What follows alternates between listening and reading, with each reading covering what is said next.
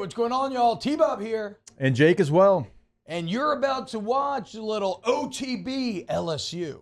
We're going to give you all the latest, greatest between LSU football, baseball, women's basketball, softball, and everything in between. Bottom line, if you want to talk Tigers, keep it locked, subscribe, like it, and we hope you enjoy it. Nick Saban saying that, things are no longer an even playing field in the NCAA because some people are willing to spend more than others is ridiculous, right? Or just because I say that that's an absurd thing for Nick Saban to say. And I don't think it's that crazy. So, I mean, I don't even know, I've been doing so many shows, I don't know what I even talked about this on. Did we talk about this on yesterday's show a little bit?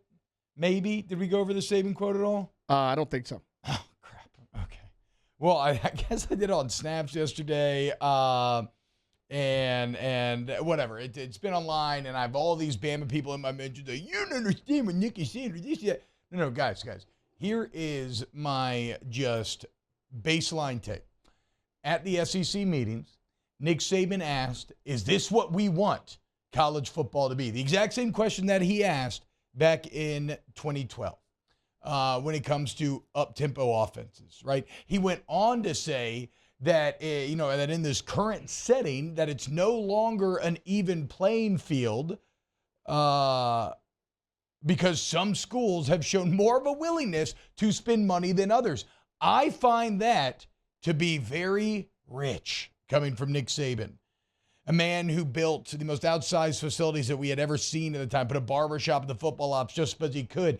A man who changed the game of college football by proving just how much of an advantage you can gain by over-investing in your program, by being willing to spend more. What was Saban known for? 7,000 shadow staff before everybody had shadow staff. The best facilities. Like literally, he cut his teeth. He made his reputation as the greatest coach of all time by committing more money than anybody else to the problem. And I am not decrying that. I am not saying that's wrong. All I'm saying is it's rich to act like the past 15 years have been an even playing field, because they have not. And it's never quite been. Now, there have been times it's been more even than others. Sure, absolutely. But go look at the history of college football. You always have your haves and have-nots. It's just the way of the road. And so if you ask me, is this what we want college football to be? I say our wants are irrelevant. It's like the invisible hand in Adam Smith. The market will do what the market will do. Okay? And this is the same way that Nick Saban has had to adjust to, up-tempo offenses because it's just the latest evolution in football. This is just the latest evolution of college football economics. You may not like NIL, but there's no stopping it. And they say, okay, well, why don't we create a salary cap, right? Maybe like a players union.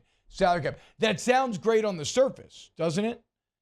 Like, yeah, if you create a cap, then once again, the playing field's equal. But the flaw there is, boys, how do you cap advertising? Like, we're talking about two different things. You can create a salary cap, and that's all well and good, but that's going to be money that's not coming from outside sources. That would be money that would be coming from the organization, the NCAA or the school or something along those lines. How are you ever going to stop the owner of Buc-ee's from wanting to pay a player $5 million to go play at Texas A&M? If he just does some Buc-ee's commercials, right? Like, how can you stop it? A salary cap won't do that. In the NFL, they have salary caps. Does that stop Tyreek Hill from going to get an advertising campaign? Does that stop Patrick Mahomes from being on State Farm commercials? No. So even that sounds good on the surface, and it's tempting to fall immediately into it and say, this will fix the problem, but it doesn't. And I don't know that there's ever going to be any fix. I don't know how you cap that money. I don't know if you want to cap that money. Is it anti-capitalist to want to cap the money that a market is willing to pay a person? I feel that it pretty much is. And it may suck, and it may be a lot to deal with, and it may be new, and again, you will have your have and have-nots, but that's how it's always been. It's like Logan Roy says in Succession, right? Everything is always changing. The sooner you realize that, the better you can start to deal with it. And so I thought Nick Saban sounded a little old, and I found it to be a little rich, that he would have presented the last 15 years as if they were some sort of even playing field. Get the hell out of here. Again, you're awesome, dude. Okay? And they're like, oh, well, just wait. He's going to do NIL better than any of you. Okay, yeah, fine. Great. I don't care. I don't care. As this article that you linked from the Tiger Wire and USA Today, where Brian Kelly says there's still a gap between LSU and Alabama and Georgia. Yeah, absolutely. Like LSU still has to catch up. Alabama, Georgia, Ohio State are years ahead of where LSU is. But I love how Brian Kelly manages the constantly evolving and shifting nature of college football. You don't see complaints. All you see is a head-forward motivation, a drive, a positivity. Look, maybe Nick's getting old, right? What do people do when they get old? They start to twist the past into something more familiar, even if it doesn't line up with the truth. And so, I don't even think Saban's being intellectually dishonest.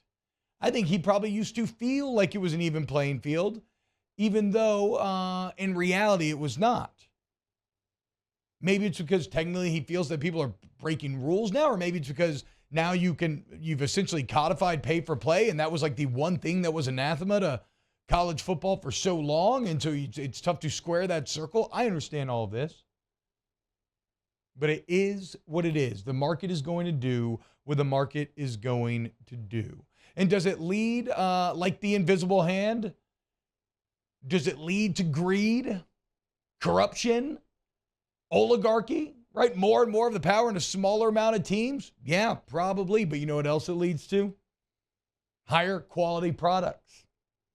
And the product of football being of a higher quality. So, if you're a little Bama smooth brain boy, don't get defensive about me mentioning Nick Saban, because it's not really about Nick Saban. The greater point is, this is the way that things have always been. It's just a new skin. It's the latest stage of evolution. And I don't think that's terribly hard to understand unless you are being intellectually dishonest. So sorry, that's not even what I wanted to start with. I wanted to start coming in here talking about freaking Oregon State, and it's a regional, it's a penultimate day for the Tigers will be in the box, and the NCAA tournament begins, and God, these Bama boys, dude, just don't know. I just can't, Taylor. Sometimes. What's up though? Welcome into the show, y'all. Sorry. Hope you're all having a great morning. We got Casey Gaines on filling in for Mario today. We got Taylor back there. So Jake remains at the SC meetings in Destiny. We'll be checking in with Jake at 8:30 today, see if we get some boots on the ground reporting from our guy Hester, as he has been. Well, it's like he continuously tells us, right? These SEC spring meetings are different simply because you get these coaches with their guard down, maybe a little more whispers in the back alley. Now, I don't know that he'll be able to directly come on and tell us said whispers, but you can kind of intimate maybe some of the conversations that are taking place. So we'll get into all of that and more. Wow, Jake, what incredible takes. I mean, those guys, they're just the best. I think so. And if you think so, again, hit the like button, subscribe, ring the bell so you get notifications when we post every single day here on OTB LSU.